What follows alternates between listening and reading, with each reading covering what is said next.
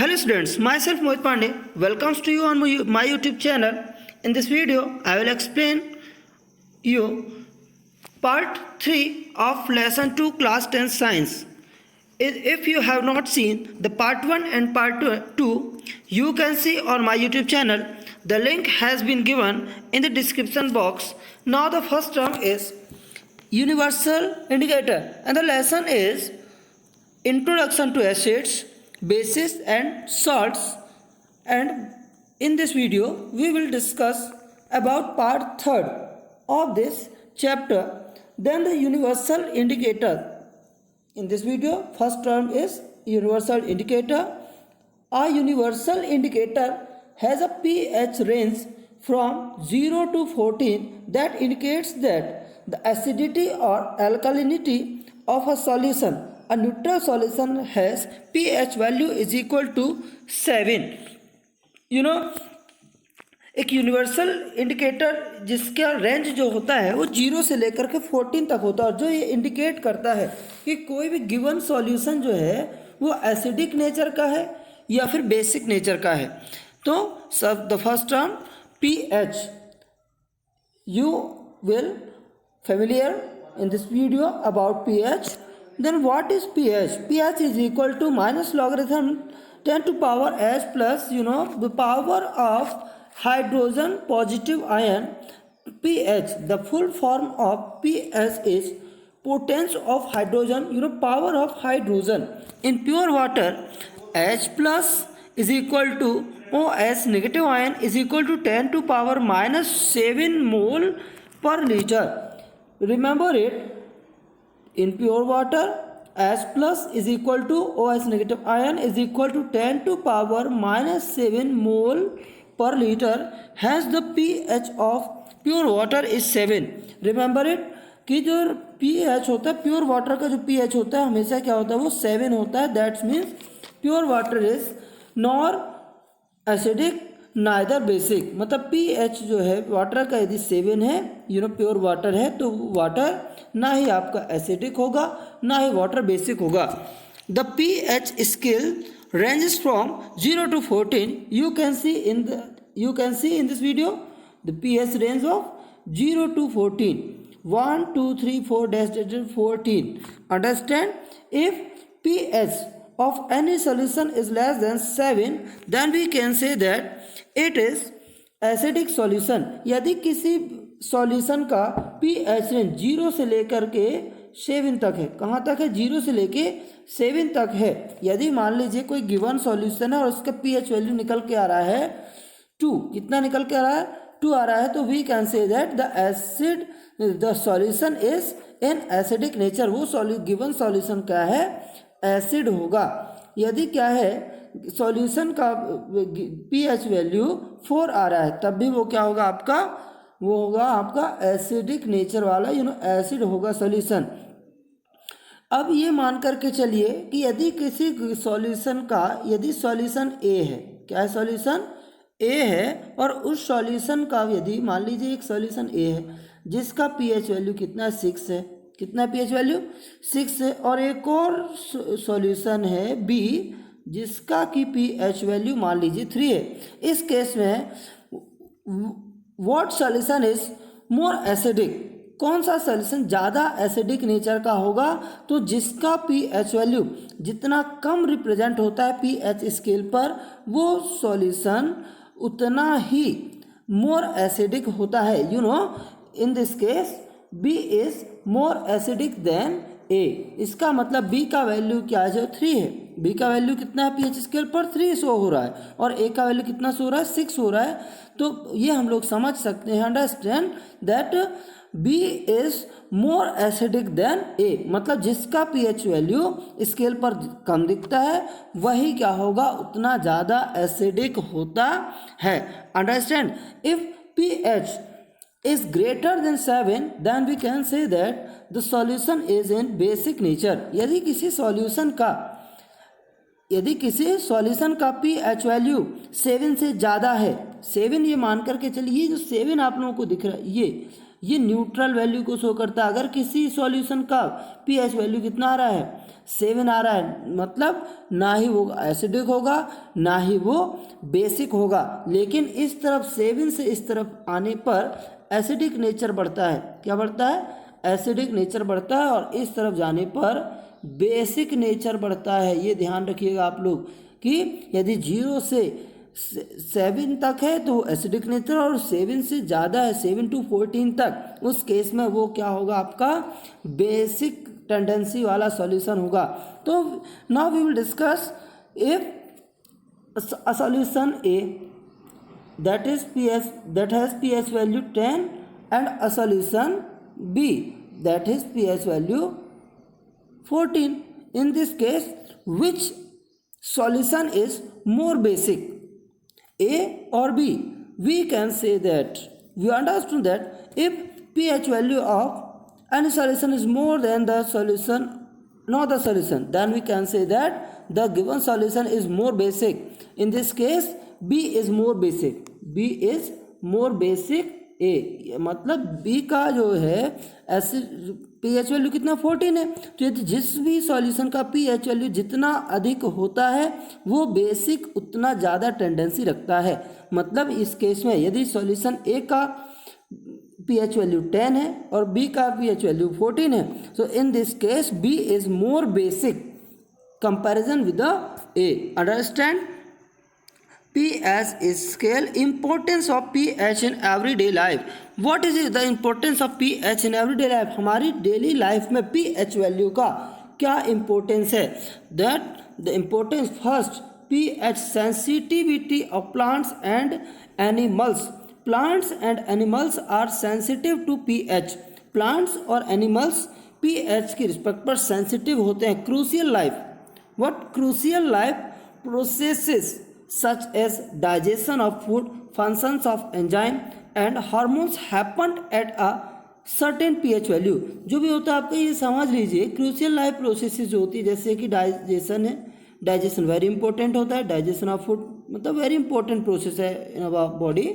And functions of enzyme, enzyme क्या function कर रहे हैं, कैसे फंक्शन कर रहे हैं, वो भी क्या होते हैं, इंपॉर्टेंट है।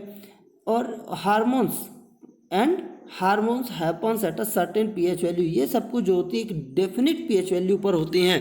तो ये हमारी डेली लाइफ पर इसका इंपॉर्टेंस है। PH of a soil, farming के लिए किसी भी सॉइल का पीएच वैल्यू पता होना आवश्यक है, जरूरी है।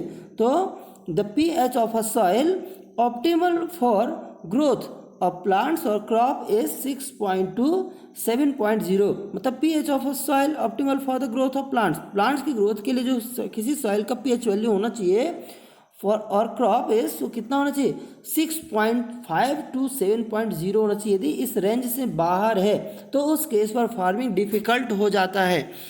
PH in the digestive system, अब डाइजेस्टिव सिस्टम में क्या पीएच का इंपॉर्टेंस है? तो the process of digestion happens at a specific pH in our stomach is 1.5 to 4। मतलब जो प्रोसेस ऑफ डाइजेशन होता है वो स्पेसिफिक पीएच पर होता है हमारे स्टमक, हमारे पेट पर, जिसका जो रेंज दिया 1.5 से लेकर के 4.0 तक। इस रेंज पर हमारे स्टमक पर जब क्या होता है, एसिडिक नेचर क्रिएट होता है, तब जाकर के हमारा जो फूड है वो क्या होता है, डाइजेस्ट होता है। The pH of the interaction of enzymes while food is being digested is influenced by HCl in our stomach। और जो हमारे स्टमक पर डाइजेशन प्रोसेस होता है उसमें कौन सा एसिड हेल्प करता है? तो ये याद रखिएगा आप लोगों का HCl, hydrochloric acid. It is helpful for digestion in our stomach. pH in tooth decay, tooth decay मतलब दांतों का खराब हो जाना। पीएच वैल्यू इस पर कैसे इंपॉर्टेंट? तो tooth decay happens when the teeth are exposed to an acidic environment of pH 5.5 and below. यदि हमारे जो माउथ का पीएच वैल्यू है, दांत, वो 5.5 से कम हो जाता है, क्या हो जाता है, 5.5 से कम हो जाता है, उस केस में हमारे जो दांत होते हैं, टूथ हैं, tooth of ours will be decay, वो क्या हो सकते हैं, वो हमारे दांत खराब हो जाएंगे यदि हमारे जो माउथ का पीएच वैल्यू क्या हो, 5.5 से कम होता है। और इसलिए जो हम लोग टूथपेस्ट करते हैं, वी यूज टूथपेस्ट, तो what type of solution, what type of substance is mixed in toothpaste, तो remember it, base is mixed in toothpaste. तो टूथपेस्ट में क्या होता है, बेस होता है, बेस जो कि हमारे माउथ के एसिडिक नेचर को क्या करता है, उसको रिड्यूस करता है। बेस, क्योंकि बेस हमको पता है base plus acid, that means base neutralize to the acid, base acid को न्यूट्रलाइज करता है, इसलिए हम लोग टूथपेस्ट करते हैं। टूथपेस्ट में याद रखिएगा क्या होता है, टूथपेस्ट में होता है तो बेस होता है, base. pH of self defense by animals and plants. Acidic substances are used by animals and plants as a self defense mechanism. For example, bee and plants like nettle secreted by highly acidic substance for self defense. These secreted acidic substance have a specific pH. जो acidic substances are used by animals, कुछ animals के through भी क्या होते हैं, acidic substance use किए जाते हैं, और प्लांट्स के थ्रू भी एज सेल्फ डिफेंस, अपनी खुद की रक्षा करने के लिए। For example bee and plants, मधुमक्खी और पौधे, लाइक नेटल, मधुमक्खी है बी, और प्लांट्स जैसे कि प्लांट्स के एग्जांपल दिए, और nettle plants secrete a highly acidic substance, वो क्या होते हैं, हाईली एसिडिक सब्सटेंस को क्या करते हैं, रिलीज करते हैं और अपनी सेल्फ डिफेंस के लिए। और the secreted acidic substances have a specific pH, और इनका जो सब्सटेंस का जो पीएच होता है वो स्पेसिफिक रेंज पर होता है। जब मधुमक्खी हमको काटती है, कोई मक्खी काटती है, उस केस में हमें क्या होता है, बर्न फील होता है, जलन सी फील होती है। वो क्यों होती है, एसिड की वजह से होती है। किसकी वजह से होती है, एसिड की वजह से। Now we will discuss about manufacture of acids and bases. अब एसिड और बेस को बनाते कैसे हैं। In this first process non metal oxide plus water produces acid. जब किसी नॉन मेटल ऑक्साइड का रिएक्शन वाटर से होता है, उस केस में एसिड प्रोड्यूस होता है। इन this first for example this sulphur dioxide plus water produces H2SO3 in aqueous condition. SO3 sulfur dioxide plus H2O produces sulfuric acid. It is the king of acid. Sulfuric acid, it is the king of acid. Fourth example is 4 nitrogen oxide plus water of 2 molecules of water plus oxygen gas created nitric acid. Understand? In the second case, non-metal oxides are thus referred to as acid anhydrides. मतलब non metal oxides जो कि क्या करते हैं, refer करते हैं किसको, acid anhydrides को रिफर करते हैं। The second type hydrogen plus halogen. Hydrogen का रिएक्शन हेलोजन फैमिली से होता है, हेलोजन फैमिली के मेंबर से। उस केस में क्या प्रोड्यूस होता है, एसिड क्रिएट होता है। क्या होता है, create acid, remember it. And what is the halogen family? The halogen family of the 17th number group of modern periodic table. And the elements is fluorine, chlorine, bromine, iodine and astatine are the examples of halogen family. Please remember it and read now with me. Fluorine, chlorine, bromine, iodine and astatine. Hydrogen plus chlorine. What? Hydrogen plus chlorine produces hydrochloric acid. It is very important for digestion of food in our stomach. HCl plus H2O produces HCl in aqueous conditions. Understand? Third type of metallic salt plus concentrated sulfuric acid produce salt plus more volatile acid. यदि क्या होता है कि sodium chloride में यदि हमने किसका एक सल्फ्यूरिक एसिड का रिएक्शन करा दिया, तो उस केस में सोडियम सल्फेट बनता है। क्या बनता है, sodium sulphate and hydrochloric acid produce होता है। More volatile, more powerful acid create होता है। The second example is potassium nitrate plus sulphuric acid is produced what produces potassium sulfate and nitric acid. Understand? Metal oxygen, the fourth type is metal oxygen. Metal plus oxygen produces metallic oxide that is base. अब यहाँ पर जो भी examples हम पढ़ेंगे, जो process पढ़ेंगे वो बेस मैन्युफैक्चरिंग की, कि किसी बेस को कैसे बनाते हैं।